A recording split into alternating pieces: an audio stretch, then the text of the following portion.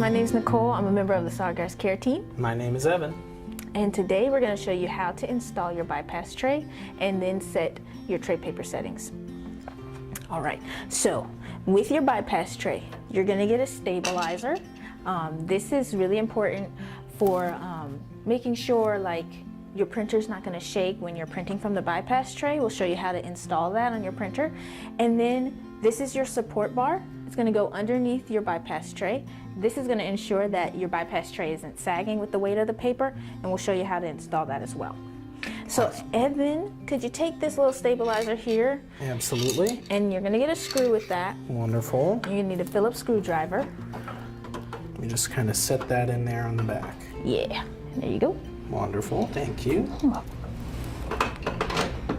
Yeah. Just screw that in there. Yeah, so you'll notice like as you're printing through the bypass tray, you may see some of it like shake, and that's just because of the weight.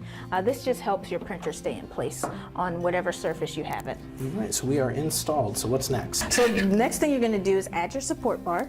It's going to go underneath your bypass tray. All right. Pick that up.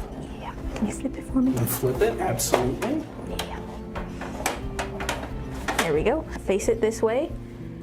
3 openings at the top. 2 on the side, and just place it right in there. There you go. Right. Nice and snug, and now it's ready to go on the back of your printer. Perfect, so we'll flip them around again. And then we just want to make sure that that clip and everything else lines up as we put them on there.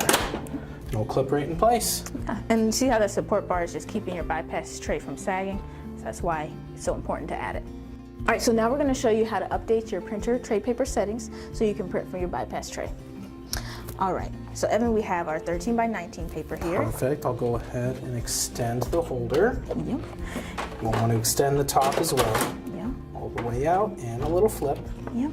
And then you're going to put the bright side facing you. And we're on an SG-1000, so that's why we're using the 13 by 19 paper. It's the largest size possible. Yes. Now we have to actually change it on the printer itself. So in order for it to detect the bypass tray, you do have to do a system reboot. So we're going to turn our printer off. And so it's shutting down, and as soon as that happens, we can turn it right back on. Yep. Go ahead and press the power button again. And let it boot up. Yeah, so basically what we're doing on the tray settings, the most important is letting your printer know what tray is the priority tray. So it knows I'm only printing from the bypass tray right now. And we're going to show you how to do that. All right, so I'll hit menu for you and you can take it from there. Yeah, so you're going to go to tray paper settings, scroll down there, press OK. And then right at the top, paper tray priority, this is where you're going to tell your printer, this is my bypass tray and I'm going to use that right now. So tray 1 to bypass. Yep, press OK. It'll say programmed, and it's going to go back to that menu. Then you're going to go to printer bypass paper size, press OK.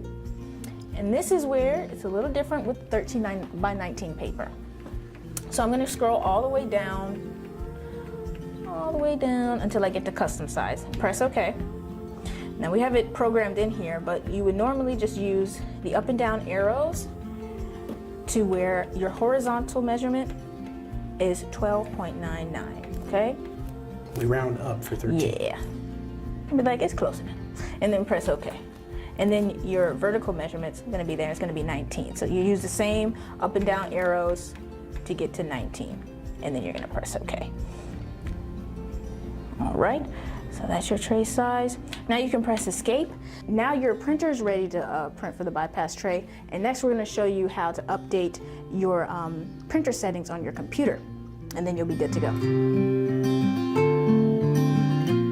now that we got your bypass tray set up, I'm going to show you how to add your bypass tray to your Mac. All right, so begin by clicking on this little Apple icon up top and then hit System Preferences. Then you're going to hit Printers and Scanners.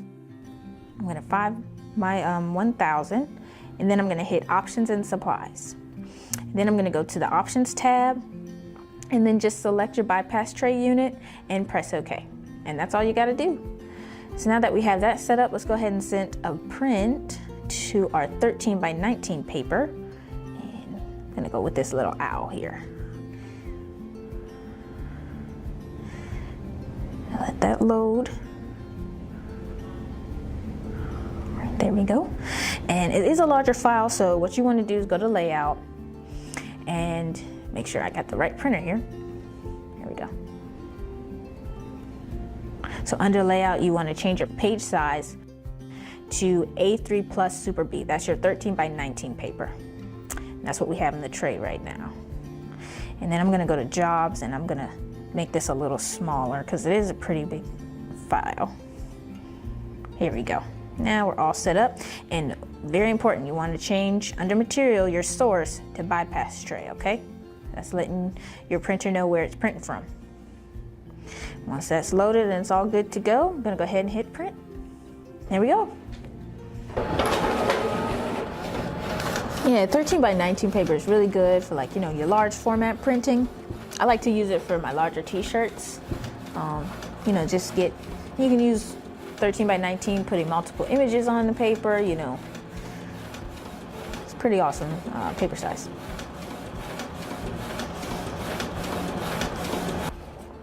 Here we go, there's my aisle, my 13 by 19 paper.